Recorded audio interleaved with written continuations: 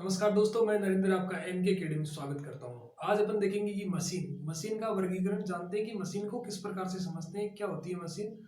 तो मशीन को जानेंगे डिटेल से कि मशीन के अंदर अपन को क्या क्या पढ़ना होता है, क्या क्या अपन को पॉइंट है जो कि मशीन के अंतर्गत आते हैं वो अपन जानते हैं। तो मशीन क्या होती है? मशीन होती है जो भी अपना कठिन कार्य यानी हार्ड डिफिकल्ट कार्य है उसको सरल तरीके से करने के लिए जिस डिवाइस का अपन यूज करते हैं, जिसका यूज करते हैं, वो एक आपकी मशीन हो गई। तो अपन जानते हैं मशीन का वर्गीकरण यानी मशीन को किस प्रकार से अपन डिवाइड करते हैं, किस प्रकार से अपन पढ़ते हैं इलेक्ट्रिकल में, वो चीज अपन जानेंगे।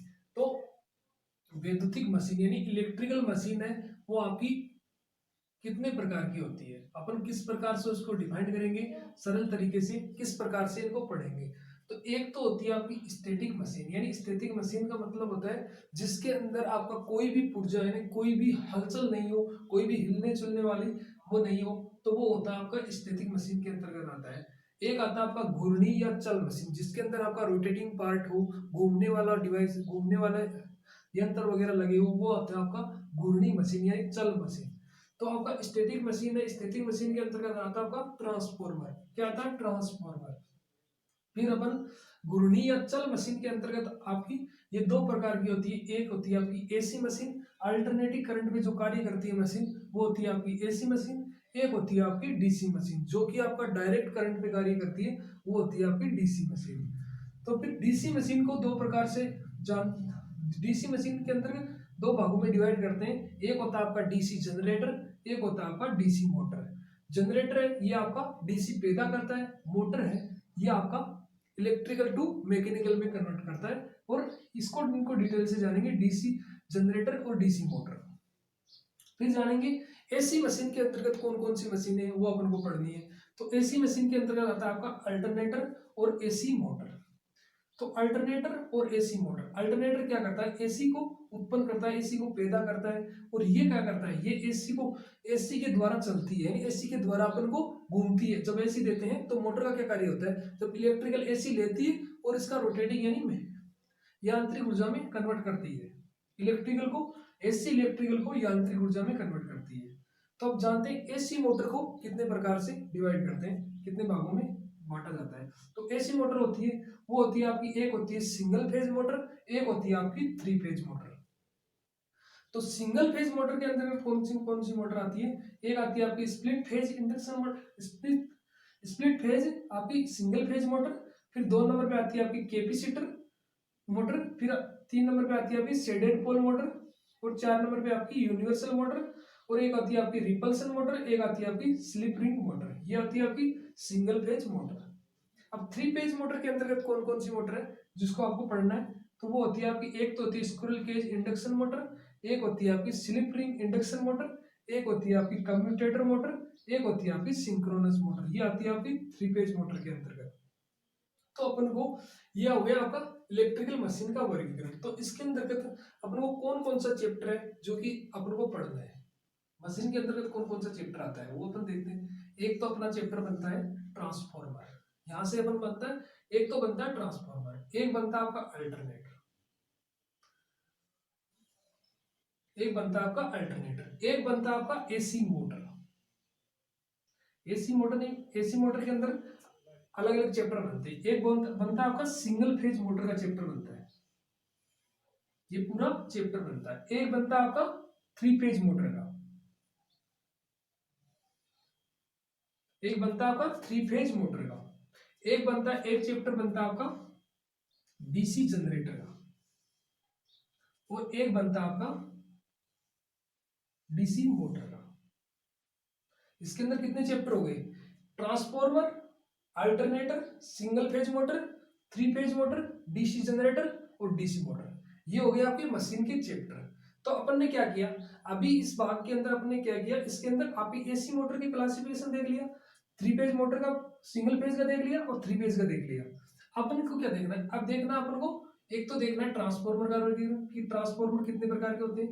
एक देखना अपन को डीसी जनरेटर के कि डीसी जनरेटर के अंदर कौन कौन सी जनरेटर है वो अपन को पढ़ना है।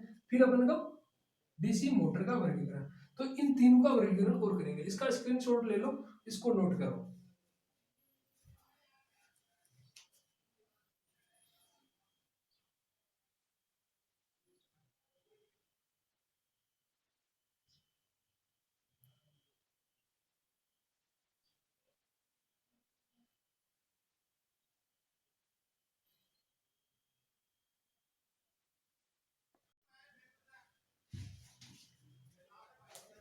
अब देखते हैं अपन डीसी जनरेटर का वर्गीकरण। क्या है डीसी जनरेटर को कितने भागों में बांटा जाता है, किस प्रकार से बांटा जाता है वो देखते हैं। डीसी जनरेटर के अंदर कितने प्रकार के जनरेटर होते हैं जो कि अपन को पढ़ने होते हैं। तो डीसी डीसी जनरेटर को पहले अपन प्राइम वर्क, एक तो होता है आपका प्राइम वर्क के आधार पर वर्गीकरण, एक होता है आपका उत्तेजना यानी एक्साइटेशन के आधार पे अपन वर्गीकरण करते हैं। इसको दो भागों में, एक तो प्राइम वर्क है, एक आपके एक्साइटेशन यानी उत्तेजना प्रणाली के आधार पे डिवाइड करते हैं। तो अपना प्राइम वर्क के आधार पर ये तीन प्रकार के होते हैं। एक तो होता है आपका प्राइमर को घुमाने के आधार पे, नहीं प्राइमर को किस प्रकार से घुमाएंगे, तो एक तो होता है आपका जल चालित, एक होता है आपका ताप या वाष्प के द्वारा अपन चलाते हैं, एक होता है आपका डीजल चालित। ये तीन प्रकार के होते हैं प्राइमर के आधार पर। फिर जानते हैं एक्साइटेशन यानी उत्तेजना के आधार पर कितने प्रकार के होते हैं। तो एक्साइटेशन के आधार पर भी दो प्रकार के होते हैं। एक तो होता है आपका स्व उत्तेजित यानी सेल्फ एक्साइटेड, एक होता है आपका पृथक उत्तेजित। पृथक उत्तेजित यानी बाहर से कोई बैटरी सोर्स वगैरह लगा के आपकी फील्ड वाइंडिंग को एक्साइटेशन किया जाता है, यानी उत्तेजना बाहर से अलग से सप्लाई देके पृथक उत्तेजित किया जाता है, अलग से सप्लाई देके उत्तेजित किया जाता है। एक होती है आपकी सेल्फ एक्साइटेड यानी स्व उत्तेजित। तो फिर स्व उत्तेजित होता है वो फिर से आपका दो प्रकार का होता है। एक तो होता है आपका विद्युत चुंबकीय यानी इलेक्ट्रिकल मैग्नेट के आधार पे, एक होता है आपका परमानेंट मैग्नेट यानी स्थायी चुंबक के आधार पे।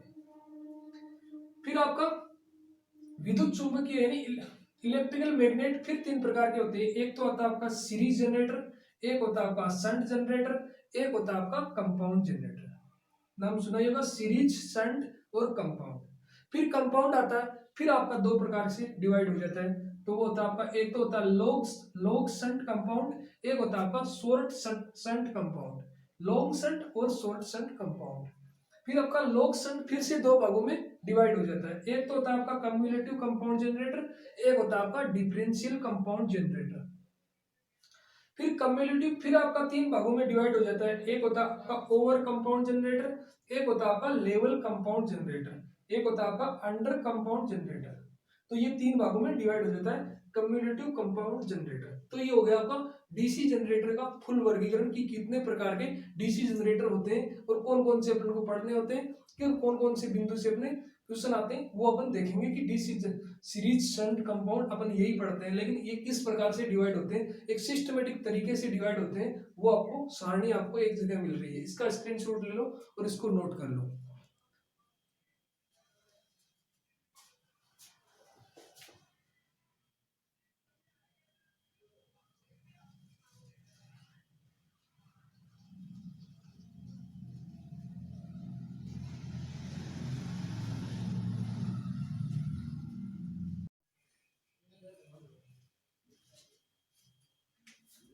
अब जानते हैं डीसी मोटर का वर्गीकरण। डीसी मोटर को कितने भागों में बांटा जाता है, देखते हैं। डीसी मोटर आपकी तीन प्रकार की होती है। एक तो होती है आपकी सीरीज, एक होती है आपकी शंट, एक होती है आपकी कंपाउंड। यानी सीरीज मोटर, शंट मोटर और कंपाउंड मोटर। कंपाउंड मोटर फिर से दो प्रकार की होती है। एक होती है आपकी कम्युलेटिव कंपाउंड मोटर, एक होती है आपकी डिफरेंशियल कंपाउंड मोटर। फिर आपकी कम्युलेटिव कंपाउंड मोटर दो प्रकार की होती है और डिफरेंशियल कंपाउंड मोटर दो प्रकार की होती है। यानी कम्युलेटिव होती है वो होती है आपकी लॉन्ग शंट और शॉर्ट शंट, और डिफरेंशियल भी होती है आपकी लॉन्ग शंट और शॉर्ट शंट। यानी दोनों, एक तो होती है लॉन्ग शंट, एक होती है शॉर्ट शंट। ये कम्युलेटिव मोटर होती है long shunt cumulative compound motor, एक होती है short shunt cumulative compound motor. ये होती है कम्युलेटिव कंपाउंड मोटर दो प्रकार के। फिर differential compound motor, long shunt differential compound motor और short shunt differential compound motor, ये भी होती है डिफरेंशियल कंपाउंड मोटर दो प्रकार की होती है। तो ये हो गया आपका डीसी मोटर का वर्गीकरण। इसका स्क्रीनशॉट आप ले लो।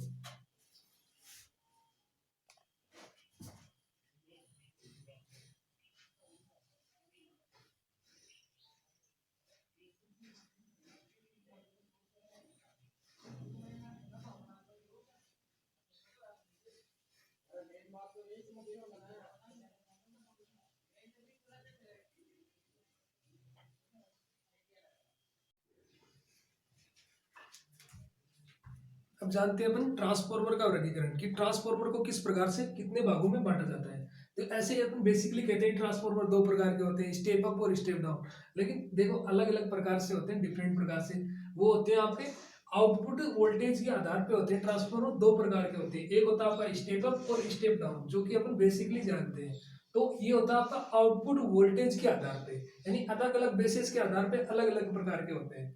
तो नेक्स्ट है अपना क्रोड टाइप की संरचना के आधार पे, यानी क्रोड किस प्रकार किस पदार्थ की बनी है, कैसी बनी है, तो वो होती है उसके आधार पर अपन ट्रांसफॉर्मर तीन भागों में होता है, तीन भागों में डिवाइड किया जाता है। एक होता है आपका कोर टाइप यानी क्रोड प्रकार का ट्रांसफॉर्मर, एक होता है आपका सेल प्रकार का ट्रांसफॉर्मर, एक होता है आपका बेरी प्रकार का ट्रांसफॉर्मर, यानी कोर टाइप, सेल टाइप और बेरी टाइप ट्रांसफॉर्मर होते हैं। ये तीन प्रकार के होते हैं कोर के आधार पे।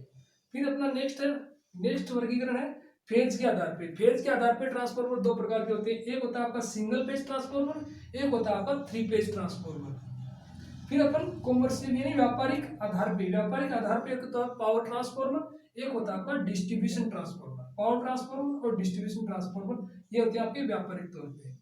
फिर नेक्स्ट अपना आउटपुट क्षमता के आधार पे, आउटपुट क्षमता के आधार पे चार प्रकार के ट्रांसफॉर्मर होते हैं। एक होता है आपका ऑटो ट्रांसफॉर्मर, ऑटो ट्रांसफॉर्मर आप जानते होंगे, नाम सुना होगा। नेक्स्ट है अपना दो नंबर का इंस्ट्रूमेंट ट्रांसफॉर्मर, जो यंत्र वगैरह में काम में लिया जाता है, इंस्ट्रूमेंट ट्रांसफॉर्मर, वो होता है आपका इंस्ट्रूमेंट ट्रांसफॉर्मर। फिर आपका आता है करंट ट्रांसफॉर्मर यानी सीटी, सीटी सुना होगा, सीटी और पीटी।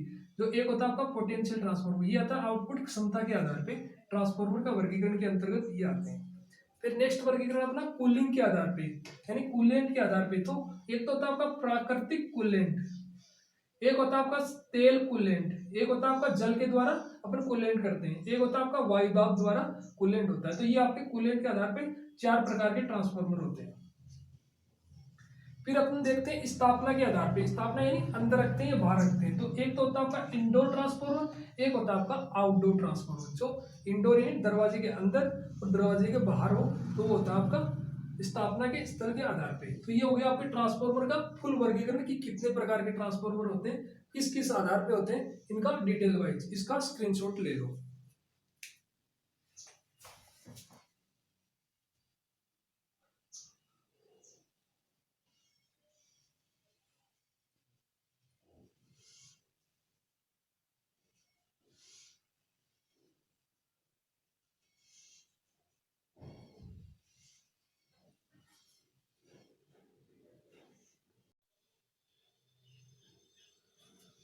अब देखते हैं, देखो अपन मशीन के अंदर क्या क्या पढ़ लिया, मशीन के अंदर अपन ने क्या क्या जान लिया, डिटेल से पॉइंट जान लिया कि मशीन की अपन रूपरेखा तैयार कर ली कि मशीन को किस प्रकार से पढ़ना है, मशीन के अंदर कौन कौन से पार्ट आते हैं।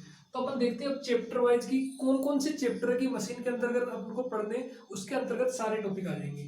तो एक तो होता है मशीन के अंदर आपका ट्रांसफॉर्मर अपन को पढ़ना रहता है मशीन के अंदर, एक रहता है आपका डीसी जनरेटर, एक रहता है आपका डीसी मोटर, एक रहता है आपका अल्टरनेटर, एक रहता है आपका सिंगल फेज मोटर, एक होता है आपका थ्री फेज मोटर, एक होता है आपका सिंक्रोनस मोटर। इस ये आपके 7 चैप्टर रहते हैं। इसके अंतर्गत आ जाते हैं ट्रांसफार्मर का वर्गीकरण। आपके इसके अंदर आपने डिटेल वाइज देख लिया कि कितने प्रकार के होते हैं, इसके टाइप अपने देख लिए कि इसके टाइप कितने होते हैं, इस प्रकार से कितने प्रकार के ट्रांसफार्मर होते हैं, वो अपन को पढ़ने हैं, वो अपन ने देख लिया कि अपन इसको मशीन के अंदर मशीन ट्रांसफार्मर के अंदर कौन सा पढ़ना है। डीसी जनरेटर का भी अपने टाइप देख लिया कि कौन कौन से टाइप के डीसी जनरेटर होते हैं और कौन कौन से अपन को पढ़ने हैं। डीसी मोटर के अंदर भी अपन ने देख लिया कि कितने कितने टाइप की डीसी मोटर होती है और कितने अपन किस प्रकार से अपन को पढ़ना है। ये चीज अपन ने देख ली कि कौन कौन से बिंदु है, इनको बारे में पढ़ना है। फिर अपन जानेंगे अल्टरनेटर के बारे में। फिर अपन single phase motor, single phase motor के भी अपने टाइप देख लिए कि सिंगल फेज मोटर के अंतर्गत कौन कौन सी मोटर है जो कि सिंगल फेज मोटर होती है। फिर थ्री फेज मोटर के अंतर्गत अपने टाइप देख लिए कि कितनी प्रकार की थ्री फेज मोटर होती है। तो ये हो गया आपकी मशीन के अंदर चैप्टर। तो ये आपके मशीन के अंदर आपके टोटल चैप्टर होते हैं 7 चैप्टर होते हैं। बेसिकली देखा जाए तो मशीन के अंदर आपके 4 चैप्टर के अंदर सारा कंप्लीट आ जाते हैं, टाइप्स वगैरह और कौन से प्रिंसिपल पे कार्य करती है। एक रूपरेखा तैयार हो गई, दिमाग में से बन गया कि अपन को मशीन के अंतर्गत क्या क्या पढ़ना है, किस प्रकार से पढ़ना है, ये सब कुछ अपन को पता चल गया। तो ये होती है आपकी मशीन। तो अगर मशीन का आपको ये वीडियो आपको अच्छा लगे तो लाइक एंड शेयर जरूर करके कमेंट करके जरूर बताएं कि आपको वीडियो कैसा लगा। थैंक यू दोस्तों।